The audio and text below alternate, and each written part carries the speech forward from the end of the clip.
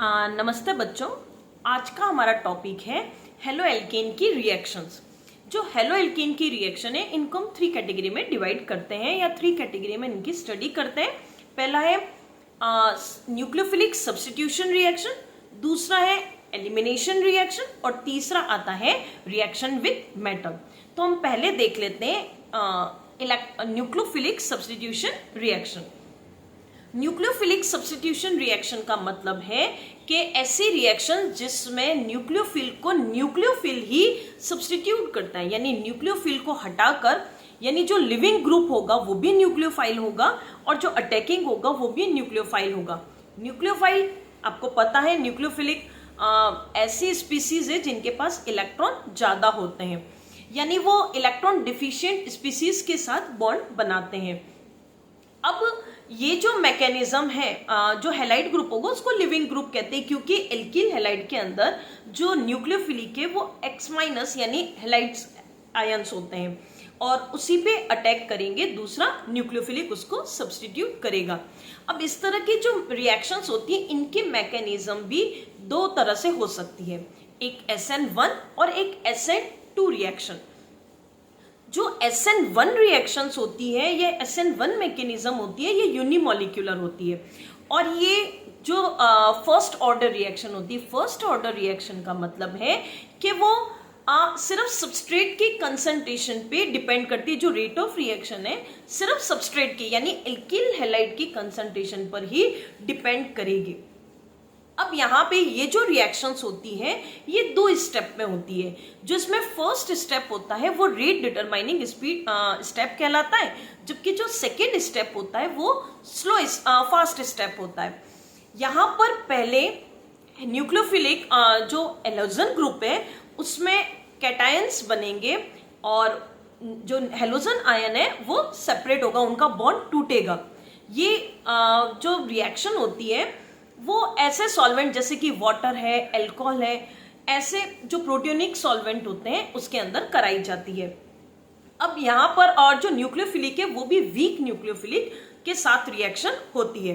तो यहाँ पे पहले फर्स्ट स्टेप में आपका केटायन का फॉर्मेशन होगा, अब सेकेंड स्टेप में उस पे न्यूक्लियोफिलिक यानी न्यूक्लियोफिलिक उस पॉजिटिव कार्बन पे अटैक करेगा।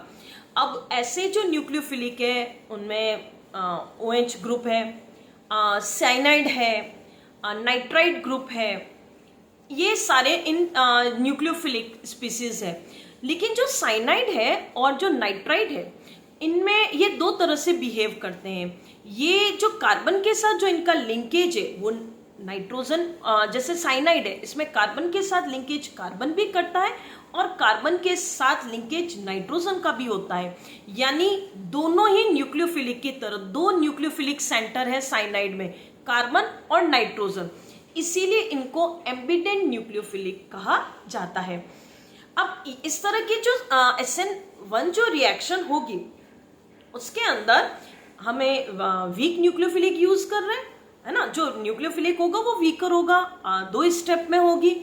अब यहाँ पे जो ऑर्डर रहेगा इनका रिएक्टिविटी ऑर्डर एल्किल हैलाइड्स का वो 3 डिग्री, देन 2 डिग्री और देन 1 डिग्री, यानी जो 3 डिग्री एल्किल हैलाइड्स होंगे वो SN1 मैकेनिज्म को शो करते हैं।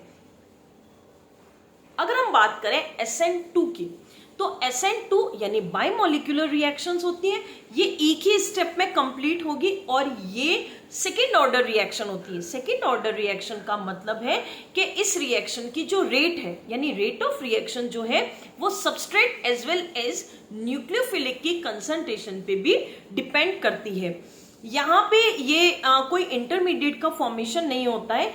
जैसे इनमें जो हैलाइड्स है उसका बॉन्ड वीकर होगा और न्यूक्लियोफिलिक इस पे अटैक करेगा उसकी अपोजिट डायरेक्शन से, तो इस जो कॉन्फ़िगरेशन बनता है, यानी X अगर हैलोजन ग्रुप अगर राइट साइड में है तो आपका अपोजिट डायरेक्शन से जो न्यूक्लियोफिलिक है वो अटैक करेगा और रिएक्शंस कंप्लीट करेगा। तो ये जो बीच कॉन्फ़िगरेशन होता है इसको हम इन्वर्जन कॉन्फ़िगरेशन कहते हैं और यहाँ पर आप जो न्यूक्लियोफिलिक है वो तो स्ट्रॉन्ग न्यूक्लियोफिलिक का यूज किया जाता है और ये भी पॉलिटिक सॉल्वेंट में होती है रिएक्शन। इनका जो ऑर्डर रहेगा वो 1 डिग्री यानी प्राइमरी एल्काइल हैलाइड इस तरह की मैकेनिज्म को शो करते हैं, then 2 degree and then 3 degree. तो अब इनके रिएक्शंस को आप एक बार एनसीईआरटी में से अच्छे से पढ़िए। कोई लाइन आपको या कोई पॉइंट नहीं समझ में आया तो आप हमें कमेंट करिए या अपने स्कूल टीचर से या अपने टीचर से कंफर्म करिए, पूछिए। कोई भी डाउट हो तो आप हमें कमेंट कर सकते हैं और अपनी नोट्स कॉपी जरूर साथ में रखिए पढ़ते समय। Thank you. फिर मिलेंगे हम इसी तरह की केमिकल रिएक्शंस के साथ और केमिस्ट्री के कुछ कंसेप्ट के साथ।